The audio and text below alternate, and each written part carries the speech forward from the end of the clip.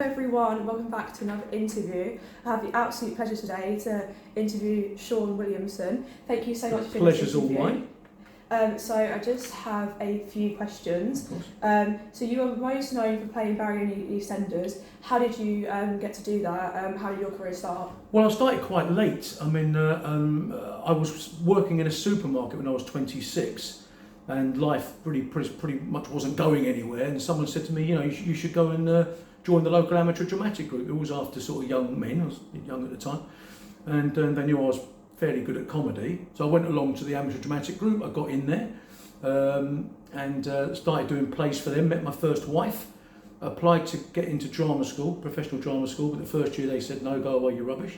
So I went away and worked hard and got a place at drama school, which is only the first step, because then it's like, well, how do you afford? You can't just suddenly afford to go to London, live in London. And so my girlfriend at the time became my wife. She gave up her job, we moved to London. I started work at a supermarket in London doing nights, so I'd work at drama school during the day, work all night in the supermarket. And then that got a bit tiring, so we bought a karaoke system. So I started singing in pubs at weekends. That's when I started singing. And then I left drama school at 30 and got into EastEnders within 6 months. I was very, very lucky. You need a lot of luck in acting. I went to drama school with some brilliant actors and I've never heard of them.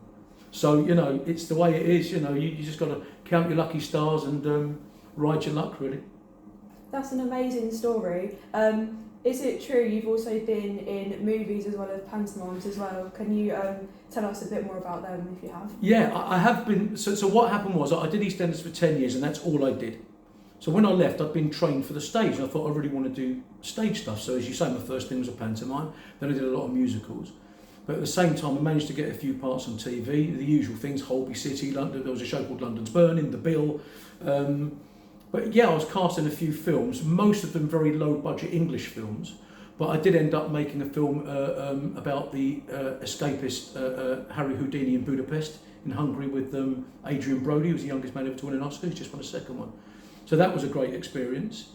But it's also different. On EastEnders, they film very quickly. They have to film quickly. So they have 4 cameras on one shot. Whereas when you make a movie, it's very slow going. They'll just film each bit by bit. So you just got to be very patient on films. There's a lot of waiting about, but it's all part of the same industry. Whether it's a pantomime, a movie, or a singing job, it's all part of the entertainment business, and it's a pleasure to be able to do them all, really. Now here's just a quick one. What one do you prefer? Do you prefer being in front of the camera, or would you prefer being on the stage? I prefer being on the stage, I'll be honest, because it's very immediate, the relationship with the audience. You know instantly if you're funny or you're not, because they'll tell you. So I would say I prefer stage acting to film. Okay, and then you also have Barryokie, which seems to be a big hit around the UK right now. It's not just singing, comedy and the audience participation is in it. How did you come up with something so amazing as that? I know, we were very lucky. We started just before lockdown and we did a few gigs. I cringe to think what they were like now. I don't think they were very good.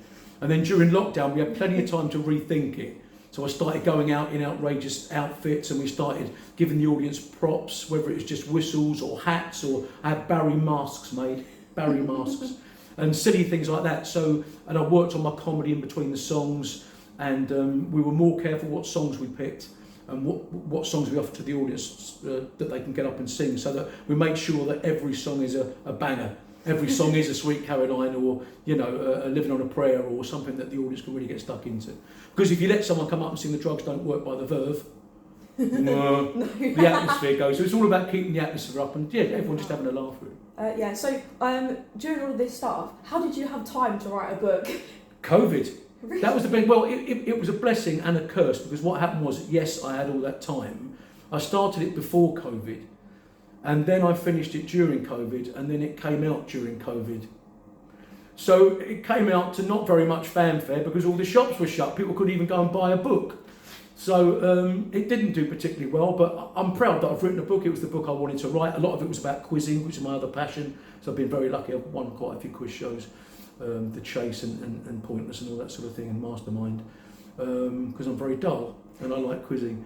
And I think we first met at the quiz. Yeah, we did. Many years ago at Russian. Yeah. So it is a passion of mine. So it's the book I wanted to write. It's my autobiography told through the story of quizzing. And last question, out of all of the things that you've done and you're doing, what is one thing that has stood out to be one of your favourites? You can have more than one, or is it something that you still want to do now? Do you know what? I really enjoy doing some forms of reality TV, and I know that sounds a bit silly. I did Big Brother, which I didn't enjoy at all, but I did something called 5 Go Barging, where 5 of us ended up on barges going up and down the canal systems of the country, and then we'd stop and film something interesting, and that was a beautiful job. That was 2 weeks in some of the most beautiful parts of the country. I thoroughly enjoyed doing that, but I really do enjoy Barryokie. Although it's our last year this year, we're going to give it a rest.